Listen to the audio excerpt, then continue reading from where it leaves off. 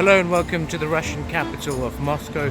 I'm here for a book fair, so I'm here on a work trip, and whilst on a work trip it's always very important to make sure you have some good time over here. So now in this video I'll show you why and how my journey started to Russia and my very first visit and what made it very special. I was nominated by the radio station to cover the book fair in Russia, a country I've had never thought of visiting, and was an offer I could not refuse. So I set off from Dubai with no knowledge of the whereabouts of my other colleagues whom I hadn't met before either.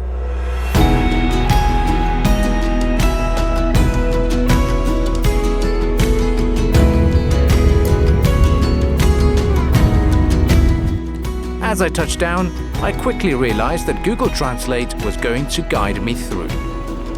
Was there any other two groups or just only one group? And soon I met my crew, who did not travel light at all.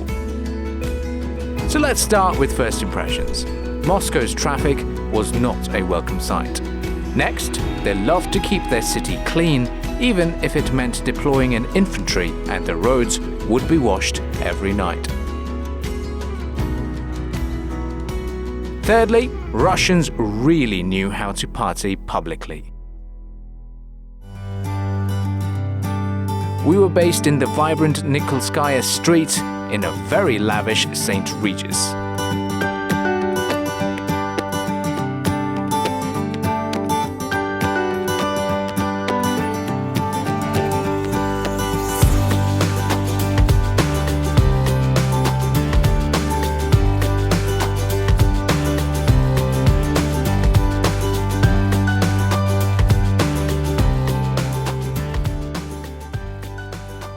Then it was time to get to know my team from the Sharjah TV station. First thing I noticed was that they loved taking pictures, lots of them. Falafel hunting became a norm.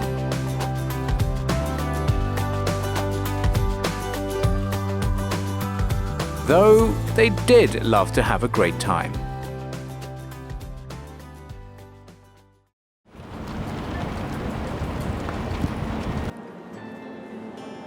Hello and welcome to Moscow International Book Fair, where for 6 days the residents of the Russian capital city are going to experience what Sharjah has to offer when it comes to culture and heritage.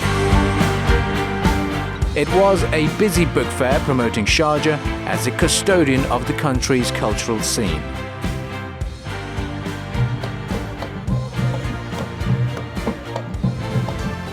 We even got a chance to visit the Gorky Theatre of Moscow, which showcased the Emirati play Nimrod. Though it was mainly a work trip, it was also a chance to explore what Moscow had to offer. So it was time to be a bit touristy. One thing is for sure, that Muscovites are very proud of its Soviet past, and the architecture was visible at every corner.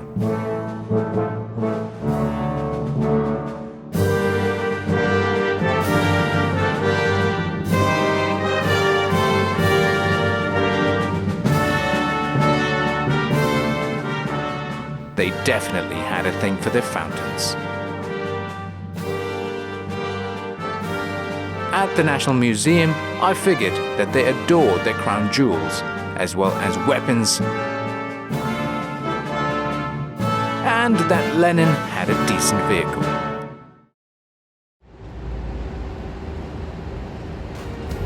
During the trip, I caught the 827th anniversary celebrations of Moscow as a city. While many danced the day away, some had a great fall.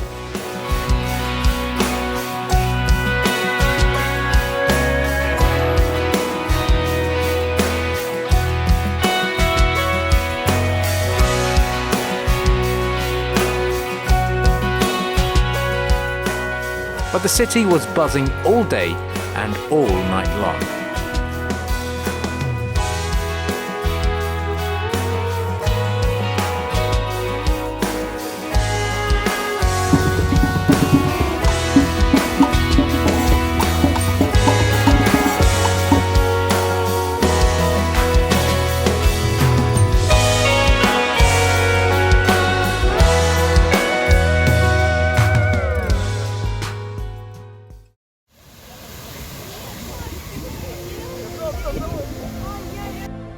This week-long trip, however, did clear a lot of misconceptions about the country. Aside from its great architecture, Moscow boasts a very modern infrastructure, such as its metro, which I used to get to my very own posh meal at Pushkin.